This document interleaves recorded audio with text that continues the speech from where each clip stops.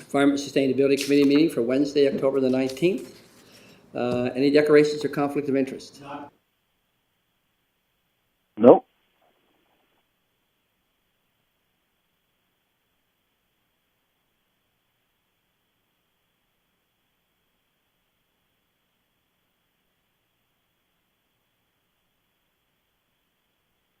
Is that okay, Bob? Yeah, go ahead, Terry. Yeah. Okay. Environment Sustainability Committee meeting. Any business arising from the minutes? Seeing none? Nope. We'll move into reports. I notice we have Mitch Underhay here. Mitch, you're going to do a presentation. Just a quick question before you start, Mitch. Just from what I was reading through, so it does look like you guys also followed the provincial active transportation plan they put together a few years ago. Yes. Right, it's a guiding document for you. Yes. Perfect. Well, like I say, it's nice to see you. Nice to have you here. Used to have some great conversations with your brother. As everybody knows, Joss was a super guy. It's a terrible loss, but anyway, you're carrying the torch. So, the floor is yours. Thank you very much. Also, just thank you very much for inviting me to speak here, Jessica, Mr. Mayor. Glad to see that you're here, and Councillor Bernard, and everyone else here as well. Thank you very much for coming. I just Do you know everybody else, by the way, Mitch? I'm Do you not know sure if I Nick know. and I've seen- Simon, Alistair? Nick Walker? Simon Wilmot, nice to meet you. I feel like we've met. Maybe in a cycling context. Could be. We have And- definitely met. And indeed. we have Katrina here. Yes, and we have also Sydney. met. Yeah. You know And then Jessica, so. Sydney. Yeah, nice to meet you.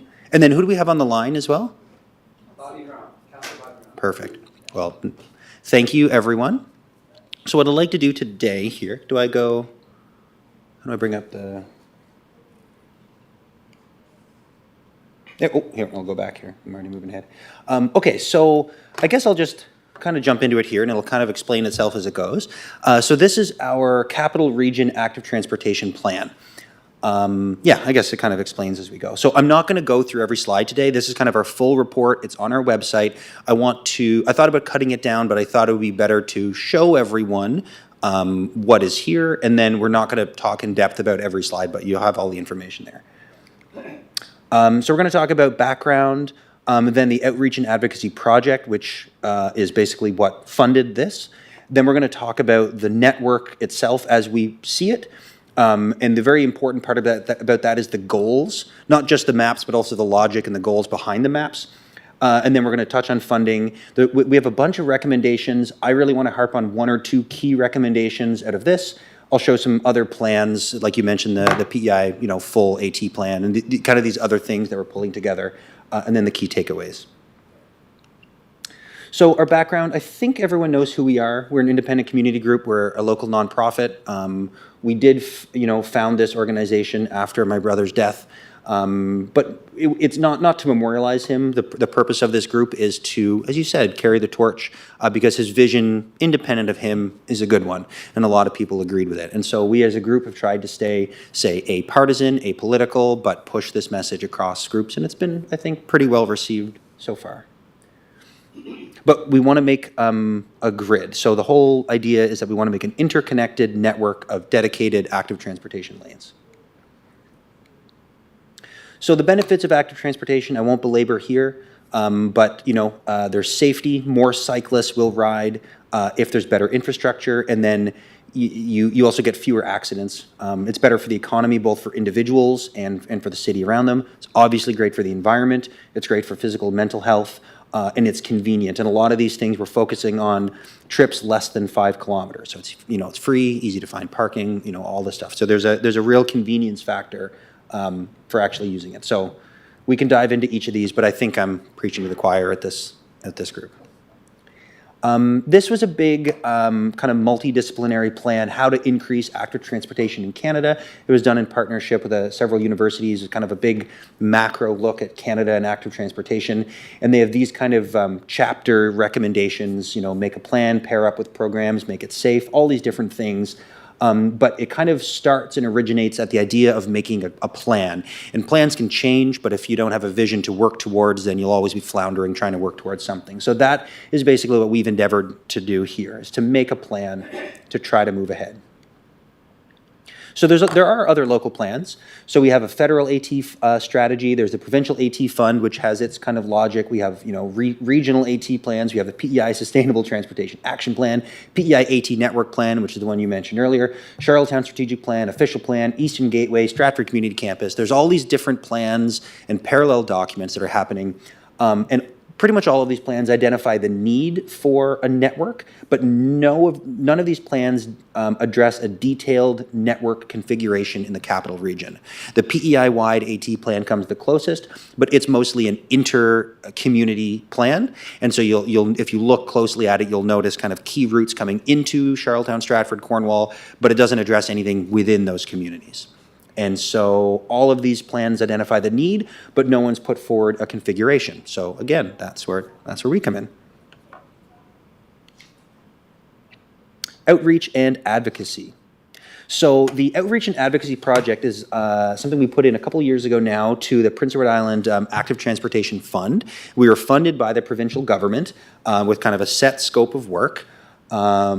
And it's basically to understand cycling barriers and incentives. So we want to do that through public engagement, surveys, events, pop-ups.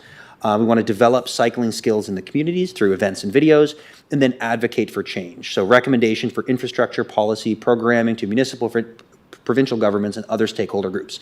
So again, the big picture is we want to understand what the problems are, advocate, and then maybe some of those recommendations are for us. Maybe we have to just teach people how to bike. We get the Reach Foundation, you know, turning over used bicycles. There's all kinds of different things. So I'll focus the recommendations today at you folks, obviously, at the city. So, but this is the project we're talking about, funded by the provincial government. So we did a lot of public engagement. Again, don't need to go through all of this. We did pop-ups around town, and we used previous information that we've gained over the last couple of years to basically package this all together. Here's a few shots. There's Mr.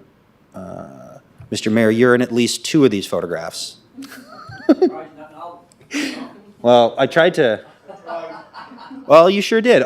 But I think what we want to say here is that there is a lot of engagement from different community groups and different politicians at different levels, and everyone's kind of coming together on this. And really, the question is, how do we move forward? And we're going to put, you know, some ideas together, which isn't the only way, but it's a way. So we did a survey with about 400 respondents. We had a pretty good breakdown of household income and biking frequency, which is really important because we really don't want to get people who are just already cycling.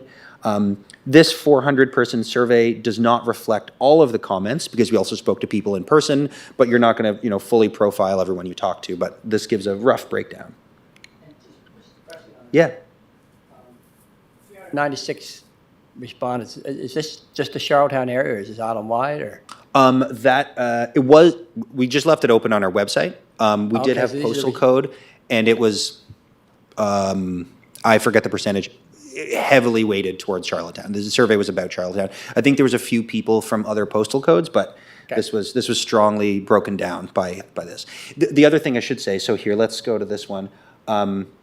Oh, sorry, we'll get into the other comments. So of the survey respondents, again, so we did pop-ups, we did public events, and we were very careful to collect all of our comments and put them into a massive spreadsheet. So all of the comments were received from the survey and from public engagement. We've tagged like what event they were from, who collected them, and then what the person said.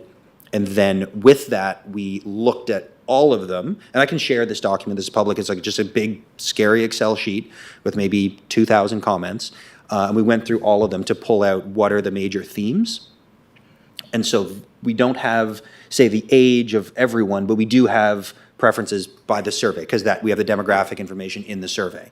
Okay. So this is specific to the survey, but all of the engagements we did were in or around Charlottetown. And so it is pretty regional. Okay. Mr. Chair, could I just ask a question about this? Is that all right? Go ahead. Yep. If I look at your graph, your spreadsheet, the route that was separated from cars, Mitch, is very high. Yep. And it says in the observation, safe and separated routes were the highest priority for all income levels. But when you talk about active transportation pathways, these are mixed. They're for both cyclists. Would those ATPs fall in that? That's separated from? So this would be like separate from cars. Okay. Separate from cars. So So it could be shared with, rollerblades, cyclists, pedestrians. that's what I want to clarify. Yeah, Thank you, So Con. that's what this is. So again, BFC, like we've got a bicycle in our logo, we're kind of coming at it from a bicycle lens, but the idea is that you share active transportation with, rollerblades, Other users. wheelchairs, everything. Yeah. Thank you, Mr. Chair. And also possibly e-bikes or e-scooters, if that kind of thing, but we're not looking at cars or, motorbikes. Right? Active transportation, yeah. So this just, again, we can go through all the graphs, but just the idea is that by age, by income, and by ridership, everyone preferred, like the highest thing, the most preferred response was routes that were separated from cars. That was the big determining factors. And so we take that, which is not a surprise, but it's nice to have some data behind it to say, okay, this is one of the driving factors that will get people more active. And you can see well lit, safe at night, safe bicycle parking, less time driving convenience. So you can go through all these, but that's kind of the big picture. Why people choose cycling. So this is just good to understand from their own perspectives. A lot of people choose cycling because it's good exercise. It's good for the environment. It's fun. It saves money. It's more convenient. And the I don't have access to another car or transportation was very low. And I think that's key because I've heard people say that, cyclists are for people who have had one too many DUI or something. They don't have another option. But I guess what we found is that that's not why people are choosing cycling, right? They're doing it because it's fun and it's good exercise. It's good for the environment. So top comments by theme. So there's another graph at the very, very bottom. So again, we took all of the survey comments and all of the other comments. Again, I can share this with you folks if you want to see it. Happy to, just to have it. The spreadsheet, you might, look at things a little differently, but I think any way you slice it, we basically made these different themes as they arose from the data. And then in the columns, we just put a 1 if it applied to this theme, and then the next slide is us trying to characterize what those are narratively, but to give you a sense of the order of magnitude of how many times this came up in our varied conversations from all these different, sources of engagement. AT lanes was obviously like way at the top. Exercise, streets and roads, safety, it's safety concerns, and then a lot of people were talking about recreation, speed, convenience. Motorists, there was a lot of specific complaints about motorists in certain situations. There was a lot of weather and time, and then confidence. And confidence we actually pulled out from some of the other ones because it was really related to just like questions of wayfinding, navigating, all that kind of stuff. So again, this is just to give you a order of magnitude. So again, just to summarize, the incentives are improved mental and physical health. It can be faster, cheaper, more convenient. It's good for the environment. The big barriers are confidence, not feeling safe at night, concerns about safety. Concerns about safety and mobility from older people. A lot of people say, I used to ride a bike. I don't want to get on a bike anymore. And so this is where things like trikes or other solutions might help as well. Another big one was trip profile, trips that require transporting passengers or cargo. So again, which trips are we targeting? It's not going to be all of them. If you've got to drop off kids at daycare and then get groceries, that's hard to do on a bike. But if you don't, you can ride a bike. And so it's about isolating the types of trips. The big takeaway, most people would bike more if there were safe separate lanes. Intermittent bike lanes are no good. Trail types and surface matter, and people tend to choose routes that avoid hills. That's right, the e-bike's great for hills. Oh, it is, and that's another accessibility thing. 100%. It absolutely is though. I think it's like an accessibility barrier for fitness or age. Absolutely. Okay, so let's jump into the network here. We can go back, but I just don't want to run out of time here. Okay, so the network. So we basically started with Josh's maps from years ago. That was our initial starting point, because you got to start somewhere. And then we went through the different AT plans, like the provincial one. Okay, where are they recommending? What are we looking at? Like we looked at the Charlottetown's 5-year AT plan that was in the budget last year or the year before. We did the same thing with Stratford. We did the same thing with Cornwall. So we basically tried to get a sense of what is currently existing, what was proposed, what are the other plans happening, and start with that as a base and then build off that. And then we tried to say, okay, let's provide the greatest benefit to the most people for the least money, with the idea based on this feedback that thoughtful, consistent investment in AT will change travel patterns over time. So we want to basically make a sustained investment over time to change travel patterns. So the greatest benefit means a cohesive network of dedicated lanes, and that's paths that connect to each other, allow people to cycle, walk, roll, safely anywhere they want to go.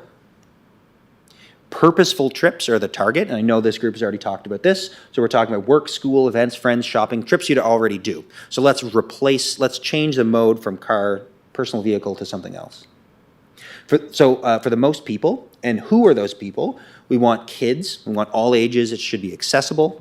We're not talking about your super road spandex cyclist, nor are we just talking about tourists on a cruise ship. Although if you build for kids, then you'll catch all those other people too. And the least money, and this is kind of the key, because what we're talking about here is expensive. However, the funding opportunities do exist, and having a grand vision to work towards allows you to align investments over time to build this vision, and it also, by demonstrating that you are changing travel patterns, it allows you to tap into a lot of different federal funds. So there's a lot of opportunity right here for provincial and federal money to be leveraged by municipal money to do this, but a lot of it is contingent on having a grand vision. And that's the key, and so that's the least money. Okay, so then what do we do? We've got the region. How do we eat this elephant? So what we want to do is maximize the use of existing infrastructure. So there are some old roads, parks, cut-throughs, and then connect to existing trails and paths everywhere we can. Okay. We want to prioritize connections to schools and jobs, and we're looking at trips under 7 kilometers. Someone driving in from Montague every day is not going to bike. Let's not try to change their travel patterns. Someone driving in from East Royalty, well, no, they could bike. Someone coming from Hillsborough Park, that person could bike. So let's look at those people. We want to cover the entire urban-suburban area, and we want to just integrate the principle of universal accessibility, right? So, we have an aging population. We know that. Any accessibility concerns, it's not just bikes. The assumptions here, grounded in research, is that safe, separate bike lanes will drive up ridership. Cyclists will go about 20% farther for a safer or more pleasant route. So it doesn't have to be purely direct and doesn't have to follow the car route. And then we should build this network in order of priority to fit these goals rather than just willy-nilly. Okay, so I've got a zoomed in version here on just Charlottetown since we're just looking at Charlottetown. Okay, so priority 1. And this is going to differ from, this is where it might get contentious, and I expect that, but the concept here for priority 1 is we already have what I would call the spine of a network. The Confederation Trail is an AT superhighway, and it's perfect. It's excellent. So let's build off of that to start. So what we have is a spine. So our first priority needs to be building ribs. We need to connect to that spine through different neighborhoods because it already goes lots of places. And so by connecting these crosstown routes, say Belvedere is a good one, which Mr. Mayor, I know we've biked that before together, and having something along there would be a really big connection. Another really good one that I like is Nassau, and Nassau already has a painted lane, which is wonderful, but that intersection at University is really tricky. It's really not good, but if you can get past that intersection, you're on the defunct road at Ravenwood. Perfect. It gets you all the way across to Mount Edward Road, and if you connect to Palmer's, then you get to a school on the other side. And the same thing is true if you go along, say, Summer Street, which I think we also biked, through Orlebar Park. You might have to kind of weave a little bit to get over to Colonel Gray, but then you've got 2 schools, the new Simmons Complex, which is for that region a potential for an AT hub. And by connecting that over to the trail, finishing the connection down to the Hillsborough Bridge, then all of a sudden you have all of these catchment areas feeding into the trail and the trail getting out to those areas in a really good way. So then if this becomes the core of the network, then everything that we build will build onto this. And so you can get everywhere you need to go because you've already built this core. The other thing I'll point out up here, which I think is maybe contentious, my laser pointer on. Oh, that's neat. Okay, so coming in from Cornwall, right now, the plan is to go right along Capitol Drive, which I think is a laudable goal to connect to the trail. But out in this area, this is fundamentally a car place. How many people are going to the out-of-town Sobeys or Canadian Tire on a bicycle, right? Probably a few, but I don't know if that's the purpose of those trips. And if you've ever biked the Maypoint Hill, you know that it's a huge hill. A much more pleasant, less hilly way that's more residential is either through Upton Farms or just down Maypoint Road and then along Beech Grove. And if you actually go through Beech Grove, you might have to fix up this symbol, by the way, means a priority intersection. I should have said that. If you fix up this intersection of Maypoint a little bit, there's actually already a little strip of asphalt along the soccer field by the rural there. And if you stay on the north side of the school, in between there and the bus depot, you can actually go right across the school and you come right out on Edmund Crescent, straight shot all the way across, new UPI road, boom, and you're at the trail. Straight shot and you avoid the Maypoint Hill. So again, if someone's going downtown, maybe it's slightly farther, but we already said cyclists might go a little bit farther for a safer, more pleasant route, which this is. When I bike to Cornwall, this is the route that I take because it's much nicer. And so again, you create this kind of regional connection over to Cornwall. You finish up this Grafton Street connection, which isn't quite there, and then you form this core network. Another little one off to the side that I really like is from this Hillsborough Park across over by the golf course. There's a crosswalk. There's that intersection where there's no car way through this intersection, but there's I think there's a little set of steps. There's like 2 or 3 steps down across the bypass there. That's a perfect opportunity to fix that up a little bit for an AT connection only. Because then you go from neighborhood to neighborhood, and it just cuts that corner, and so you don't have to go through there. Just describe that again. Where is that? Do you know where it is, Councillor Bernard? Do you know what he's talking about? Yeah, I forget the name of the little road. It's not Patterson. It's Pioneer? Is it Southgate? Okay, yeah. So again, it's in the Patterson Drive.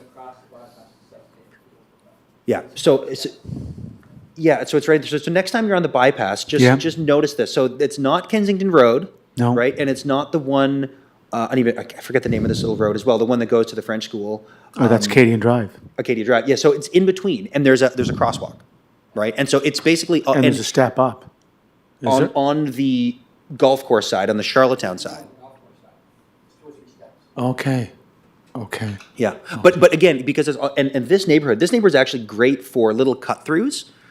There's already little cut-throughs to parks, so it's already great. And there's a nice one that goes in behind, like through Royalty Oaks by the trailer park there. And there's kind of paths to go up into Wrights Creek. So this up in there is actually already pretty good. Yeah, and it's really, really nice. But it's the bypass, and the AT lane on the bypass is great, but there's just, sometimes I like to think about being on a bicycle and thinking about roads that are really car roads as like chasms, right? You need a bridge across this chasm. And so you've basically got the Grand Canyon in between Hillsborough Park and the rest of Charlottetown. And so you need to bridge the gap. So there's already an AT bridge there. And again, the priority one is the low-hanging fruit. Like we're going off existing infrastructure, Ravenwood, Orlebar Park, Charlottetown Rural, Edmund Crescent, these small streets that you don't need to do the full bike lane on Edmund Crescent, but you probably should fix up the intersection at Ellen's Creek, right? Because, it's like, where's the weakest point in this chain? And then you target that first. So that's kind of the priority one. So imagine for a second, if this got built, how much easier just on this it would be to get around Charlottetown by foot or by bicycle. And I think that's something to try to do in this, is that we've been trying to close a lot of these loops, and I know it's time, probably more than that's how we've been rolling from time to start. Last year, I think it was Mike Connolly, I used to work with Cyclone PEI, where we started this, and we started by using streets and having the painted lanes, and it's nice to see the improvements where money's starting to come in now for the active transportation trails, which I can speak for East Rowley. I mean, we can go from East Rowley now right into town, no problem. We can head over to West Rowley. Phase 3, I think, is done now from, they'll be doing it this summer. We're going by Brackley Point Road down to Manwood Road, down where it hooks onto the Federation Trail. Mm-hmm. So yeah, it takes time, but all the connections are certainly being made, no question. And I don't, and just to that, I don't mean to be too overly critical. no, I'm- no, you're not. The objective You're here is to not. say, I see the progress that Charlottetown is making, and it's honestly, it's phenomenal. I think what this is this is pretty aspirational, and this will never get built as it is being proposed. But that's not it's aspirational. It's a vision, right? It's something to work towards. And East Royalty, I would encourage you sometime.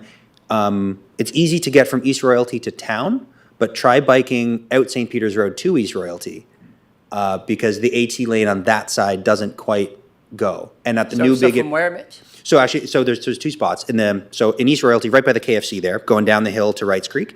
If you're going to East Royalty, Yeah. let's say you're going to Cambridge Drive. Yeah. So on the right-hand side of the road of that soccer complex, if you're going down the hill, there's this nice AT lane, and then it kind of ends, and then you're like, okay, where do I go? Maybe there's a sidewalk, and then you have to jump onto it, but there's a spot where you have to transition, So and then you're on the. the right-hand side of the side? road heading down the hill, northeastbound. So that sidewalk goes right out just about to the boundaries. It does, but if you're on a bicycle and not supposed to go on the sidewalk, there's actually no good way to cross the bridge. So you go down to the tunnel, you go through the tunnel, you come up the AT lane on the other side, Yeah. but then there's no good way to get back across the highway because you have to run this gauntlet of traffic circles to get over to Cambridge Drive. And then just honestly, there's nothing I could say that wouldn't be immediately clear if you tried it on a So bike. would you knock it off your bike and just walk across the crosswalk? You- And yeah, have you would. You have the rapid flashing lights at the intersection? No, yeah, you would have to. But it's kind of like if you. That's where I live. Yeah, That's- no, that's- exactly, yeah. That's what I do. Yeah, well, exactly. But I think in terms of barriers for cycling, it's one of the things that if at every intersection you had to get up out of your car and push a button and then get back in your car, you'd take a different route, right? It's the same thing on a bicycle. Like if you have to get off your bike every time, it's just kind of a pain. And so when you think about streamlining something for transportation, you want to just remove those little barriers along the way. So like the other thing is in East Royalty, if you're biking into town, up the hill, you have to go you have to cross the road. If you want to go in like St. Peter's Road, you have to cross the roundabout at Norwood Road to go over to the same side as the KFC, because the AT lane goes up to the new intersection, but then it just stops. There's no curb cut, there's no crosswalk, there's no buttons, it just ends. And so, if you know the area, I guess you know to cross, but it's confusing because when you get there, the AT lane just abandons you, and then you're at this massive intersection. Yeah, because I think you come up Norwood Road and you come up into the roundabout, and the AT trail is on that side, so it's on the pond side, It's like the on the KFC north side. the north side of the road. Yeah, up until Norwood Road, and then on the town side of Norwood Road, it does continue that last block, but then it just ends. It just dead ends At the main main intersection. you Yeah, mean? yeah. There's a Yeah. big if you're driving and you want to turn right onto the bypass, there's like a slip lane, and Yeah. that is where the AT lane ends. So there's no curb cuts or anything. It's just Yeah. done. And then it goes into the sidewalk.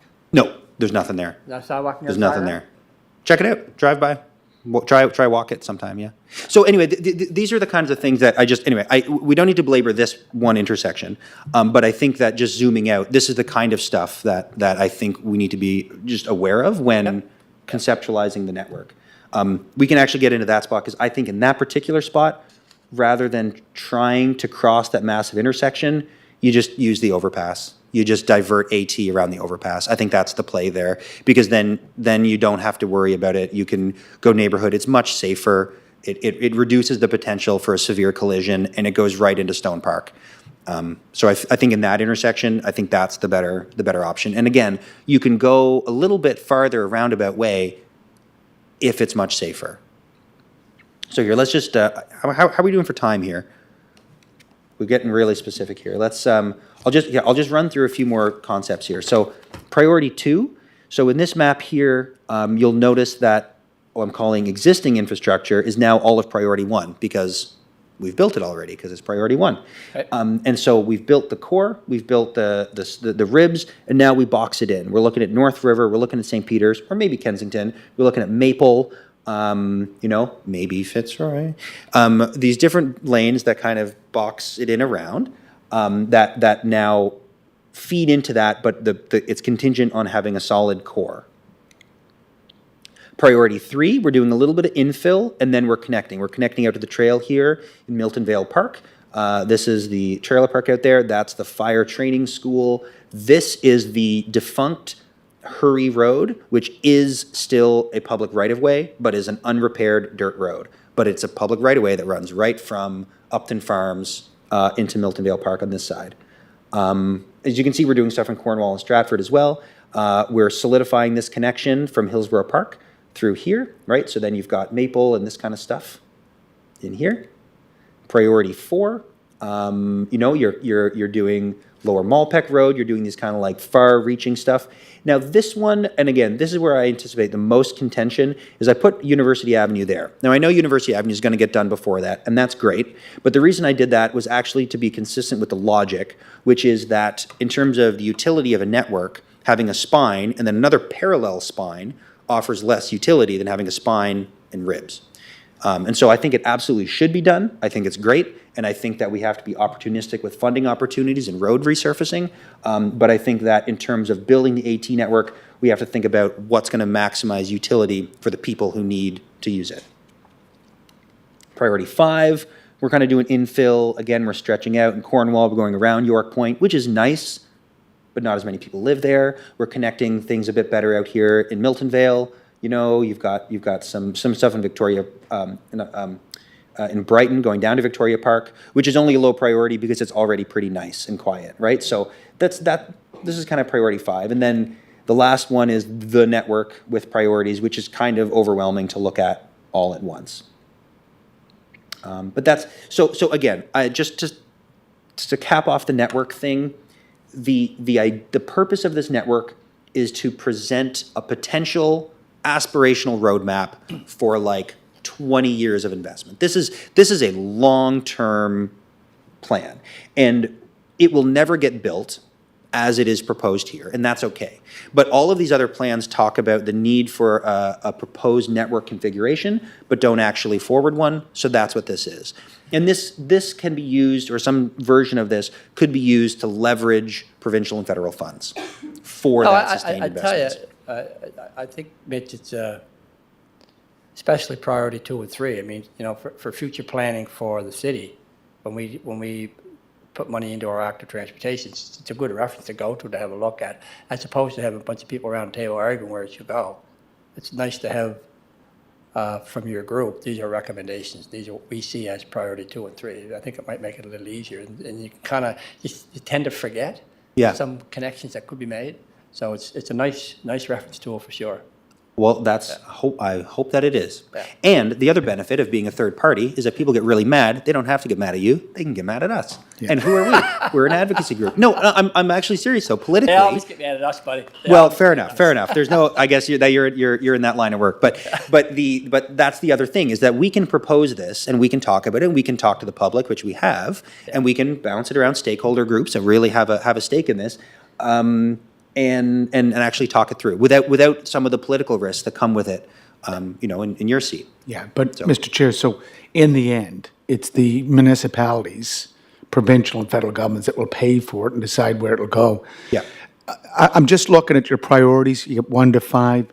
I've been talking about this priority since the task force was in place for the last 4 years, and now we've moved on because we're looking at more of a regional task force, which I hope you're recommending, and that we'd like to have representation from the city of Charlottetown, town of Cornwall, town of Stratford, to bring this plan together as a capital region plan.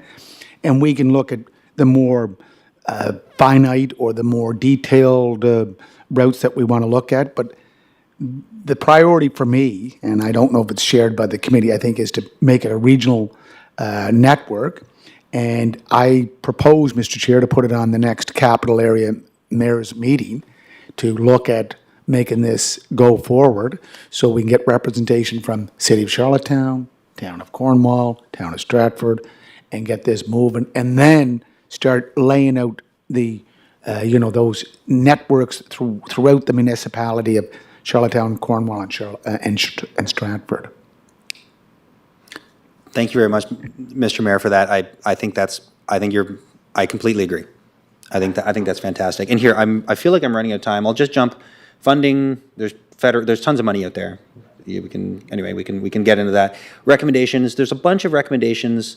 Governance, accessibility, bikes, bike racks, connections, active transportation network. Again, you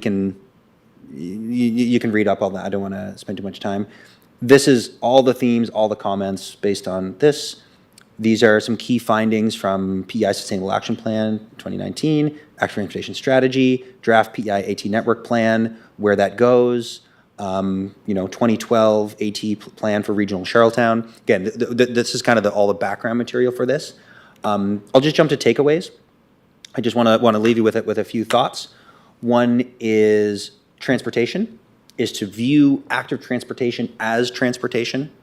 Cars do a different thing than airplanes, do a different thing than boats, do a different thing than bicycles. They have different trip profiles, but they're all transportation, right? At the end of the day, you drive a car, but you walk on foot into a store for the most part. And so, it's just a matter of looking at what are the profiles of this mode of transportation and how do we make that infrastructure serve it. A pier looks different from an airstrip. It looks different than a bike lane. So connections. And this is just really important. Just connect new lanes to existing ones. So make sure that they go all the way. Make sure that when you build something that it just connects to something else rather than islanding it, which might be more expedient politically or economically. And then vision. Adopt a long-term vision that we can work towards. And again, Mr. Mayor, to your point there about in terms of what exactly that looks like, it doesn't have to be this. But this is, I think, a reasonable starting point that's grounded in research and public engagement. I don't expect this will get built precisely as it is proposed, but having something to work towards, I think, will enable people to sit at the same table and have the same conversation. So that, and this is, I think, the most important thing, which you just said, which is create a regional committee. And the regional committee is important for two reasons. One is that you take a regional approach to the planning of it, but you also can bundle the procurement and the funding applications. And so when you have a $100,000 bike lane and AT project, and you have a $2 million one, what are the contractors going to bid on? And so all of a sudden you're going to be cannibalizing your own contractors. There's only so many people to go around. Where if you do a $2.1 million contract that might include both, well, suddenly you've bundled it. It looks the same. It's the same type of construction, and that $2.1 million can be broken out, and 3/4 or 60% could be paid by the feds, 20% by the province, 20% by the municipality. And then all of a sudden you've gotten, $2.1 million, and that municipal funding could come from shared of these different municipalities. So you could bundle procurement, which would expedite a lot of the actual physical implementation. Which is I what we think is did key. from the hospital up to that project we're doing now. That was just, done at 3 phases, but that was what made it interesting for people to bid on. Well, exactly, right? And so the other thing about the committee is I think that we need to do next steps in terms of establishing that. And I think the province should be on it. And I'm not even sure if BFC should be involved in that or if that should just be purely a government thing. And I leave that to someone else to Who should be decide. this? Pardon? If who should be involved? Like any independent, friendly like communities. us or Cycling PI or anyone else. No, I think you guys have talked to all the people. You guys have had the meetings. I mean, The system has detected that a few lines are still connected to the conference and will attempt to disconnect them. If you wish I to don't see remain any in the issues with conference, the please recommendations press that you're star making. 1. 15 sense we can go out and have our own meetings and get the same information. Yeah, I imagine, yeah. So So like I would basically, To I'd like dial to out, help please dial with the the area groundwork code and number to that do you that, wish to and connect to the then conference, someone else to decide followed how by they- the pound sign. There's going to be a Press lot of star to politicking in return terms to of the establishing conference. this committee, but it's good to know that you're on board, and then we just need to do the same, and I'll basically do some legwork in Cornwall and Stratford. And I've already, planted this seed with the provincial AT committee, who doesn't want to lead it, but is, happy to sit on it. And so I think that's kind of one of the big next steps is like, okay, how do we do this and bundle these ideas? And Mr. Chair, it's not just about the funding. There is money there, and there will be more because it's a federal government initiative to use that green chemistry to reduce our carbon footprint, whether it's what we do in our homes, what we do in our factories, what we do in transportation. So the funding's there, it's the planning, and that's what I'm focused on. And I think that we have to, get that group together of the three municipalities with a working group that can look at the overall plan, and a lot of it's there. Like last Yeah, I was month, gonna say, there's a lot of it there, and you can see it in this presentation. yeah, like a couple of Monday nights ago, after a meeting, I took my e-bike, which is the best investment I ever made, and drove out to Boomberger, using the pathways. The only problem I found was the side of the roads are just a mess with, and as you know, Mitch, those are the last parts of the roads to get cleaned. And when the spring cleanup starts, it was pretty difficult to drive through some of those sand piles. So if there's a recommendation I can make to Public Works, that should be a priority in the spring, is clean up those side of roads. It is a priority for that. Good, because, Or it always was. and that will allow cyclists, whether they're e-bikes or on traditional bikes, getting to the pathways. So, yeah, let's get this going ASAP. Okay. Anything else, Mitch? I don't think so. It's all in the presentation. Thank you very much. Well, thank you for coming in. Thank you for Really all the work appreciate that went into that. I could say, I think I can say confidently that we'll definitely be using it. So, Mitch, I do have a question for you, and it's more of your opinion, I guess. So, Capitol Drive. So there's an active transportation trail that goes down there to Tim Hortons. There's a plan being talked about to go from there through to Spencer Lane. Spencer Lane to be extended to Mount Yep. Edward Road. Do you guys have that in your plan? All the way to Mount Edward Road? Yeah. And maybe you guys didn't know that. Oh, maybe, I'll double check. I know I've got it, I've definitely got as far as the trail. Yeah, I but it will can't, go beyond. I love that. Oh, so instead of Towers Road? Yes. Towers Road would be an alternative, It's right? up to Spencer Lane now. Yeah. And the Spencer Lane will extend to Mount Edward Road. Right, That's gonna okay, happen. okay. Yeah. And so I think that link will go from all the way from Cornwall through Capitol Drive through there, then go up through Ash right onto Yeah. bypass where we have the No, trail. that's fantastic. And I think another key road in there going the other way that you think about getting to, and I think it's like Montgomery, I forget, there's little streets in there that connect to Maple Avenue, and it's already wide, it's got painted lanes. I grew up in Maple Avenue. Yeah, So it's a great spot for Montgomery- that whole neighborhood. Yeah. Towers Road.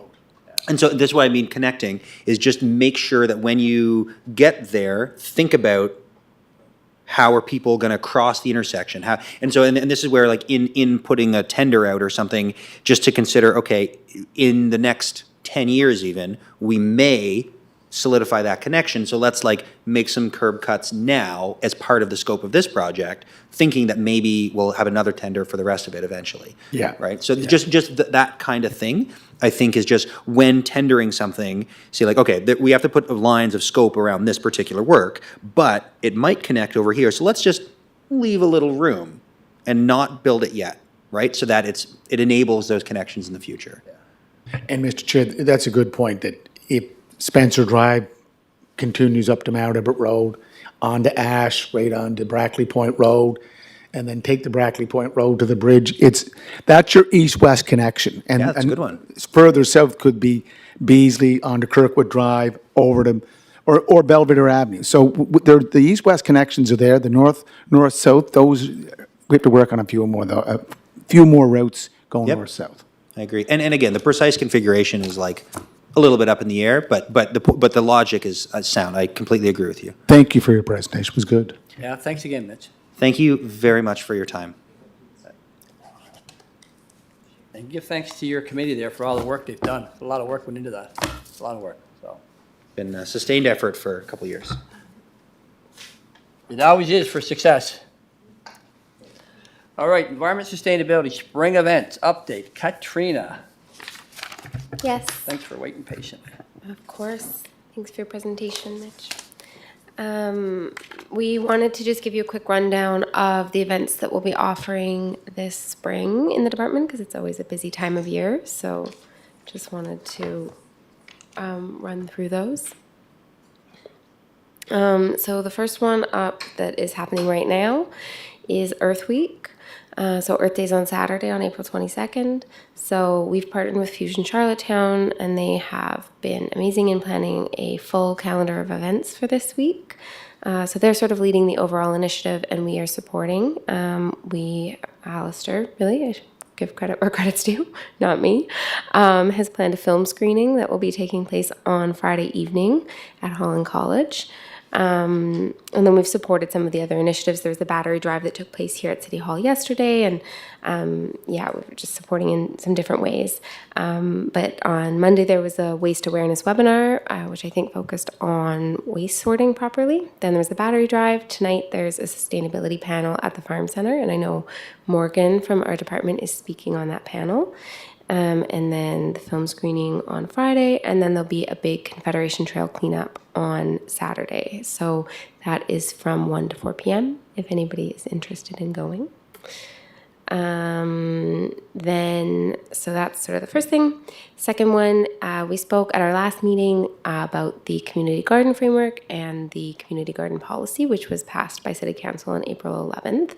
So we're now just working to launch the overall framework, which will include a community handbook that will guide the public through the process of applying to work with the city on this topic, as well as the actual application process. So we are hoping to launch that in honor of Earth Day, so hopefully on Friday, but it may get pushed to early next week, we'll see. But the goal is Friday. Next is Arbor Day, which Simon is the lead on. So it will be taking place on May 18th in Victoria Park. Arbor Day is a celebration of trees, and the mayor's office each year works with us to offer an event for school children. And we hold this annual event. So basically the students come to Victoria Park and they cycle through some different activities. They usually get to plant trees, learn about wildlife, and that sort of thing. We have our annual business tree planting challenge on May 26th. So this is obviously an event for businesses. We invite them to participate, and they come out to an event to plant trees to offset their paper use for the year. So this year we'll be planting around 300 trees on the berm alongside Riverside Drive between Southgate Lane and Kensington Road. And then the last one is our Gardening in Small Spaces event. So it will be on Saturday, June 3rd. This is another one we do every year in partnership with the Burley Farmer. And it's for children, and they come and they help us to plant some of the city's community vegetable planters, learn a little bit about that program, and then they get to plant their own container garden to take home. And where is that happening, Katrina? It will be in Orlebar Park and Victoria Park. Perfect, thanks. And I'm just wondering, has there been any feedback on the community gardens? Yes. I think there was maybe a touch of confusion from the media in how it was presented in the article. We got a lot of interest and a lot of excitement. Everything was very positive. It was just a little misguided. People were wanting to give us their land for community gardens. That was their takeaway, was that we wanted land. So I answered many emails and many phone calls about this, which is not true, of course. You know, we're looking for people who are interested in leading these community gardens to work with us, and we have ways to support them. But yeah, I probably talked to maybe 6-7 people, all very excited that we're doing this work. Just What do you mean they want to give us their land? like they have a big property that they're not gardening, and they thought we wanted to garden on it. Okay. So they're just a little confused. And were we not looking for that also? No. We did say if the public had land, as long as it had water, we would be interested in looking at it. Well, We were looking at city land or public land. No, see, the intent though is for yes, people are welcome to work with people on private land, but we are not. And we're not looking to start community gardens on city land either. We're looking to work with community groups who would like to start them. Jessica, do you have something you want to say? No, I was just going to echo what Katrina was saying. So the purpose of what is launched is how we work with community. Because people come to us and want to start a community garden in a park. We had no framework or criteria or, how much money are we going to give them? What's their job? What's our job? So this is a framework to allow us to work with groups. So, is there many community groups that have been looking for land to start a community garden? That's the purpose of us rolling this out. So right now we have Des Brisé, we have Frank Macaulay Ursa Group. And the hope is that this will drum up some interest in the community, whether it's a church or a school or a neighborhood association or something where, So if a group did drum up interest and they had really no land to go to, and we have someone calling saying, I could let them use my land, could we not put the two of them together? We certainly could. I would say that most of the people that reached out, it probably wasn't terribly suitable. It sounded a bit small, people calling to say they have room for 3 or 4 gardeners, that kind of thing. Okay. Yeah. And I think that what I said to a lot of them, and there used to be a program like this called a community garden, or what was it called? A garden sharing program, where somebody did kind of play matchmaker between somebody that had a small plot and somebody looking to garden. But there's a lot of facilitation behind that. And it was very successful, but I think that would need to be probably community led, or certainly looked at in the future with additional staff capacity. But yeah, certainly we can play kind of that liaison role where suited, and if that kind of land comes forward, and we can look at that. And I do have the contact of some of these people that, if a suitable kind of match there came up, we could make that connection. But I think their general sentiment was that they thought we wanted to start a community garden on I their think our land. goal is to have more community gardens. It- Not it- necessarily the city, but it would be the community groups. But Yeah. we could be the liaison between anybody who had land Yeah, and what for sure. if it was suitable, and Yeah. the community group. Because my understanding is there's just really no land to have a good-sized community garden for people that want it. Yeah, I mean, I think the biggest challenge is water. We have a lot of unused parkland that I would love to see us be able to do more with, and I think having water sources on those pieces of land would really increase what we could do with them, especially obviously in the food growing realm. But we have to look at how we can get water there, because without that, it's not really feasible. And Mr. Chair, on water, access and water, that was the issue with Des Brisé Park when it first started back in 2002.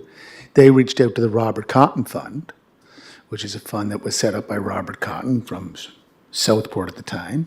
I think they accessed about $5,000 with the MLA minister at the time, Jeff Lance, and now they have water. There's also the Spring Park United Church Community Garden, which is off Trafalgar.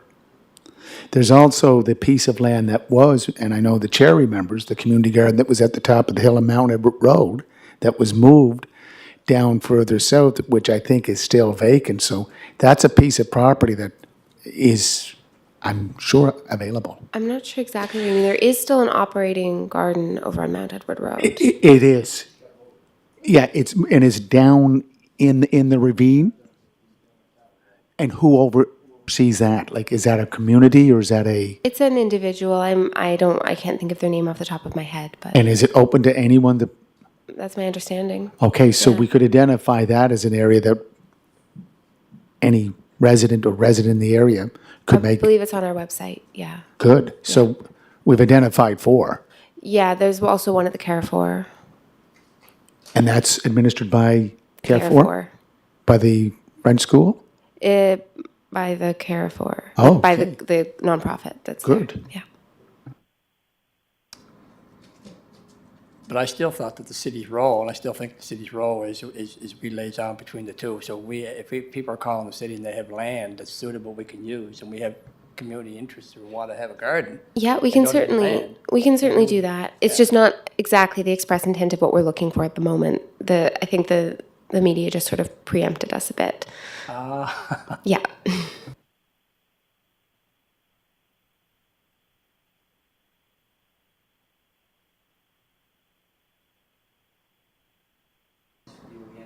Yes, it is. Sorry, my computer just logged me out. 1 second.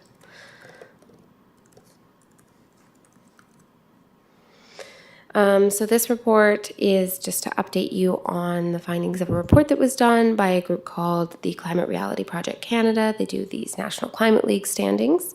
And we were highlighted in a couple of different ways this year. I spoke on a panel about it last week where they launched the report and then had 3 different municipalities speak to the findings. So basically the intent of the report is it's sort of a citizen engagement initiative in part where they bring together citizens from these different municipalities to help collect data. And then they take a look at that data, according to a number of different metrics, and then they look at sort of who's performing well, who's performing less well, and what some of these trends are in the climate action realm. So Charlottetown was one of the leaders, or was the leader, in 3 different areas this year. So the first was air quality. So we tied with St. John's and Yellowknife for the most days each year with clean air. Second was urban agriculture. So it's sort of timely given what we were just talking about with the community gardens, but we're already ranking very well in this category. And we were the winner with 36 sites of urban food production per 1,000 residents. That was the highest number. And I would say that, a big contributing factor to that is the Legacy Garden, which is, they have a humongous number of community garden plots there. And then the third one is municipal employees dedicated to sustainability. So we led this category as well with the highest number of municipal staff dedicated to this realm per capita. Oh, it's- Yeah. So great to highlight our successes. That is obviously a big win for us. But there were, of course, some areas we didn't do quite as well. One was the total urban green space, which is interesting. So we had 4 hectares of green space per 1,000 residents, which was quite on the low end. The leader, which was Fredericton, had 22 hectares per 1,000 residents. And then the second area, which is a little bit of a different vein of how often we talk about environmental issues, sustainability, and climate change, but is a huge part of it. That's sort of the more social side. So in this case, it's the representation of women and non-binary individuals on city council. So of course, as you know, we only have, it says 18%, but I guess that really should be 20%. Anyway, 18% of women represented on city council, but of course 50% would be ideal for gender parity.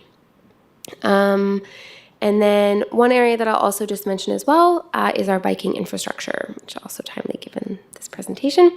And we ranked quite average. But something that was interesting to note was they'd sort of divvied it up into different categories. And the bottom section was minimal biking infrastructure. And then at a certain point, you kind of tipped over into a mid-range, and then eventually you tipped over into a bike-friendly city. And we were just on the brink of becoming in that middle category. So I think it just shows that there's a lot of potential within our biking infrastructure and that we're well on our way, but it's kind of a key area where we're just on the brink of making a lot of progress. To clarify, Mr. Chair, was that 4 hectares of green space per 1,000 residents, did you say? Yeah. And the representation of municipal council by women and And non-binary individuals. what about new Canadians? Was that all part That of it? wasn't what they looked at in this metric. All that they looked at was Oh, women just and women and non-binary non-binary representation. candidates. And then on the bike-friendly, that's just for the city, wasn't talking about the region, like, I believe so. I would have to dig into exactly what they looked at. I mean, I will say that this report is interesting, and I think it's good to take a look at. I think there are some inherent limitations of the way that the data was collected, given that they work so strongly with citizens, and there are certainly gaps in it. Yeah. So I would have to look at exactly their methodology on that particular metric. But well, over the last 4 to 5 years, I think we've made some big strides in our active transportation network, and I know we have a lot of work yet to do, and glad that Mitch was part of the presentation this afternoon. So, we know we can do better, we will do better, and I know the community wants us to do better, and they'll do better also. So it's a win-win for all of us. Thanks, Mr. Chair. You're welcome. I just want to, was it Fredericton that you said that had the highest amount of land, green space per population? according to this report, yeah, let me just see if I can find the page. Oh, yes, okay, 9.7 hectares per 1,000 people. And Charlottetown had, you say 4 point? 4, I believe. I think, according to what I put in the report, was 22, but unless I made a mistake. No, Fredericton says 22. Oh, I got here, it says 9.7. Where are you looking? I'm on page 41. Natural area per 1,000 people. I'm on We're page looking at urban 44. green space. What's that? We're looking at urban green space. It's on page 41. I'm not sure if maybe there's a couple of different metrics that look at this. Yeah, I'm on 43. Yeah, so if you go to 41, So 43 is 9.7 hectares. Oh, I think, oh, I see. So they're saying they have 9.7 hectares of natural area per 1,000 people, but then they have 21.6 21.6 hectares of hectares. parkland. So I'm assuming that's what they're going off of And there. no, the reason I bring it up is, and I brought this up with Parks and Rec a couple times before. I think that the standards have to change for whenever we're doing subdivisions and this 10% allocation in lieu of parkland. I think it's way too small, and you know I've talked about that before. And whether we, you know, I know there's a cost to contractors, or whether the city comes up with 10% also. But I think it's got to bump up to at least 20%. And I'm glad you pointed that out. That just adds to the argument that we need to make, that, because too many new subdivisions going into the small little plot of land. Green Expect space. For a whole subdivision Yeah.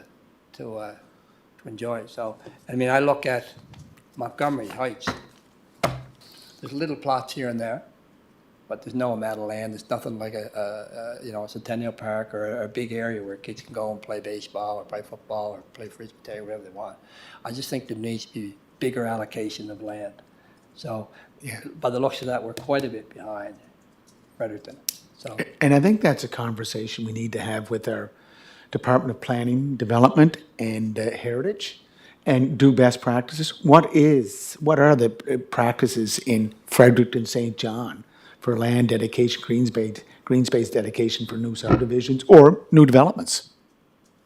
And maybe it should be a broader definition, you're right. Yep. That's how we're gonna bump it up. yeah, well, we should definitely be pushing on it because it's not working, and you're in a society, I mean, we talked about the active transportation, the bike lanes, and people want to get more active, and if we're not going to start providing more land, so it's not going to work. Anyway, is there anything else? Anything else that anybody has for the agenda? Just next time, Mr. Chair, I know you're probably getting calls, but the Hurricane Fiona cleanup, the tree recovery program, I'm starting to get calls about, there's still lots of work left to do, and are we still part of the program? And I just thought doesn't have to be answered now. I'm just putting it here for next time around because we're going to get calls. I've been around to some areas of the city. There are a lot of trees down. Yeah. And you know that yourself, too. Yeah, no, and we will talk about that, Your Worship. We had a brief conversation here just before the session started, so if there's nothing else, we'll move to a motion to adjourn. Yeah. Bob? Bob, you want to second that? Yeah, sure. I'll Mayor second moved that. to adjourn and we'll second it. Did you have any questions or anything on any of that, Bob? No, that was great presentations and everything and updates. I was just wondering myself about the stump stuff, but I guess that's still in the plans to see where we're going with that. Yeah, I guess just to give you this brief, and I talked to staff here briefly, and we'll talk again, we get some clarification. I did talk to some people at the province, and from indications I'm getting, it will continue. It's called a recovery phase. But we'll talk a little bit more about that when we get some bit more information, but it sounds like it will continue for a little while longer. The That'd be great. the Thank you. stump removal will be that's another conversation. And I know council had approved $250,000 in the budget. We'll have to get staff to put some criteria together of what that will look like.